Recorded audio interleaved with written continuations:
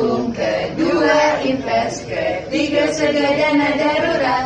Oke, menabung untuk berinvest untuk semua kita jadi beruntung. Tepuk ITF. Cerdas, cermat, keren. Halo, ketemu lagi dengan gue Lembu Tambun di Jurnal Lembu. Yes, thank you buat yang sampai saat ini udah support podcast gue. Dan thank you banget di berbagai negara yang udah kasih support. Ya, makin banyak aja didengar podcast gue. Dan thank you banget atas supportnya. Sekali lagi gue cuma bisa bilang itu, semoga kita saling mencerdaskan, karena gue hanya berbagi dari pengalaman hidup. Oke, kita mulai dari pertanyaan pagi ini. Selamat pagi Pak, mau izin bertanya, sekalian ingin belajar saham juga. Jadi aku tuh baru mulai coba-coba belajar invest, tapi baru mulainya di reksadana yang pasar uang. Bagus dong, ya berarti ya. Kalau saya sendiri ada rencana untuk mencoba investasi ke saham Pak. Namun sebelumnya saya ingin bertanya kepada Bapak, bagaimana cara kita mengamati saham yang sedang naik turun? Apakah melalui aplikasi atau web aja gitu ya? Selain itu Pak, apakah saya boleh meminta rekomen dari Bapak jika ingin mencoba investasi saham melalui aplikasi atau web yang bagus dari mana Pak? Oke, berarti ada kurang lebih 3 nih pembahasan. Pertama, karena udah belajar invest mulai dari reksadana pasar uang, itu udah bagus banget. Itu langkah yang paling tepat, mudah, nggak perlu ribet, jadi nggak pusing ya.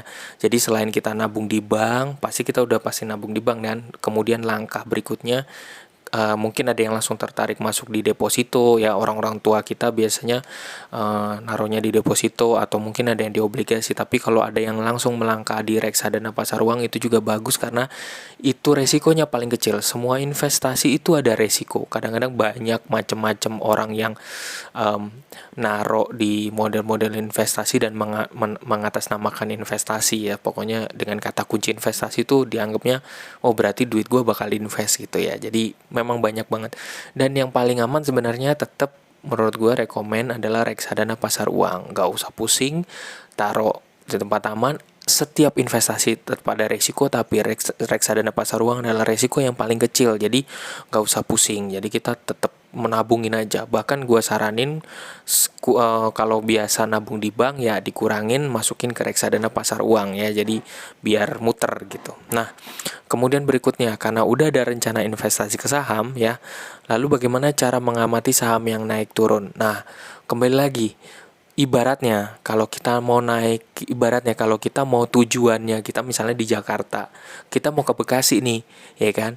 Tujuan kita tuh harus tahu dulu kita ke Bekasi. Nah, kendaraannya apa aja? Mana kendaraan yang paling cocok supaya bisa ke Bekasi, itu dulu. Jadi pola kalau berinvestasi sama seperti pola kita menjalani kehidupan kita, seperti memilih kendaraan. Lihat tujuannya dulu, kemudian pilih kendaraannya. Itu paling penting. Jadi kita tuh sebenarnya udah terbiasa punya pola demikian dalam kalau kita menuju suatu tempat tuh, kita lihat dulu tujuannya, baru kendaraannya apa. Itu udah caranya begitu. Jadi kalau kita mau investasi sesuatu, kenali dulu tujuannya apa. Jangka panjang, jangka pendek ya. Terus mau yang aman, terus kemudian habis itu tujuan kita juga, kita ternyata juga itu duit, misalnya itu duit panas ya, itu duit dingin, harus kenali baik-baik itu tujuannya. Jadi polanya harus ada dulu, tujuannya, dan itu harus ada. Kemudian kendaraannya, baru mau naik motor, naik mobil, naik truk ya, atau naik sepeda lipat ya, itu macam-macam. Jadi kenali dengan baik-baik kalau mau berinvestasi gitu. Nah, kalau mau terjun ke saham, jadi jangan mengatakan bahwa pengen terjun ke saham tapi duitnya pengen jangka pendek. Lebih baik ditaruh untuk jangka panjang. Makanya pastikan itu uang dingin. Kalau misalnya ternyata duit itu muter untuk tiap hari, atau duit panas dari orang tua, dan itu harus bayar ini, bayar itu, bayar ini, lebih baik taruh aja di reksadana pasar uang. Begitu sama. Nah, mengamati saham yang naik turun, kan di pasar modal itu ada 2 teknik, yaitu fundamental sama technical. Kalau udah ngomongin saham naik turun, berarti ini udah ngomongin technical, ngelihatnya bagaimana naik dan turun. Kalau gue adalah tipe orang yang suka melihat dulu perusahaannya, fundamentalnya dulu, baru terakhir teknikalnya, kapan masuk, kapan keluar. Biasanya kita biasanya kalau naik ke atas itu berarti investornya makin banyak, ya kalau turun berarti investornya makin dikit. Ada saham-saham yang dengan harganya yang satu lembarnya per lembarnya itu udah jadi gocap, udah murah banget ya, mungkin ditinggalkan, mungkin sebenarnya performanya bagus tapi kemudian ditinggalkan. Ada yang tinggi banget ya, yang cepat gedenya, cepat besarnya karena mungkin jadi viral kayak misalnya Bang Jago segala macamnya terbang gitu. Selalu berhati-hati dengan naik turunnya itu. Malah aku saranin, periksa dengan baik saham-saham itu, jangan latah. Kalau sahamnya itu lagi udah terbang tinggi, perhatiin itu momen, lihat harga sebenarnya itu, apakah kita harus masuk pas di pucuk gitu. Kenapa kita nggak pikirin saham-saham yang masih murah, yang lagi masih murah di bawah, harganya nggak terlalu tinggi, kita beli yang di sana ya gitu.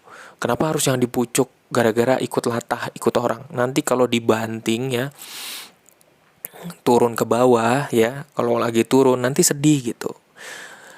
Soalnya gue punya temen, dia juga pernah ada saham ya, jadi gue kasih tahu aja sahamnya, saham Degik ya, DGIK, dia pasang di harga pucuk, dia pikir nanti bakal terbang karena dia dengar bahwa itu diinfoin bahwa bakal naik terus gitu, bakal fundamentalnya bagus lah segala macam. Terus akhirnya masuklah di angka 214, ternyata jebol ke bawah. Nunggu berapa lama ya itu? Lihat aja dipakai Google IDX ya, Google Finance, itu bisa kelihatan berapa lama dia tidur di bawah. Akhirnya kemarin juga tiba-tiba terbang ke 222. Nah, langsung gue bilang saat itu, lu lepas. Kemarin lu lagi sedih, duitnya itu hilang boncos kan gitu.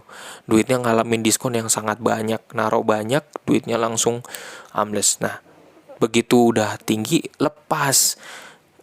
Nggak boleh greedy jadi orang. Kalau udah cuannya cukup. Apalagi tujuannya ternyata dia naruh di situ, ternyata duit itu awalnya mau dipakai, ternyata nggak bisa keluar kan karena harganya gocap gitu.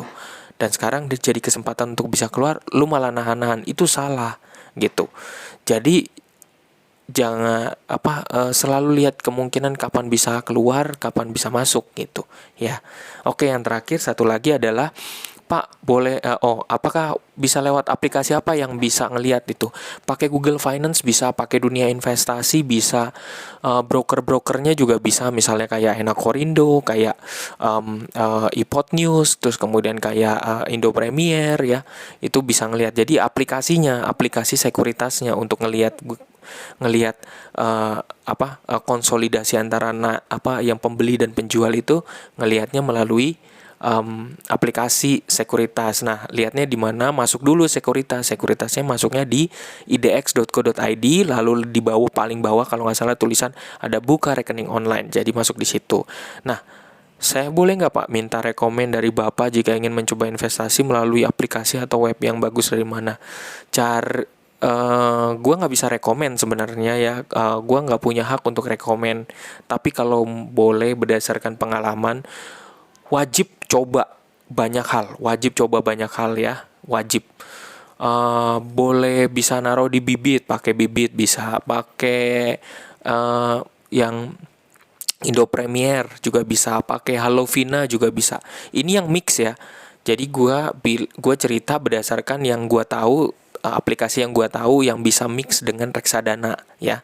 Jadi gue tetap rekomen supaya dengan lu masuk reksadana pasar uang juga, lu satu channel lu bisa masuk gitu ya. Nah, terus kemudian kalau fokus di reksadana aja pakai Bareksa juga bisa ya gitu. Jadi aplikasi-aplikasi itu yang bisa kurang lebih membantu ya buat dipakai ya gitu. Oke, gitu aja. Thank you atas pertanyaan dari rekan gue, mahasiswa gue. Thank you. Semoga bermanfaat, semoga rezekinya makin mantap ya gitu. Semoga juga Indonesia makin cerdas finansial ya gitu. Terima kasih, salam dari gua Lembut Ampun.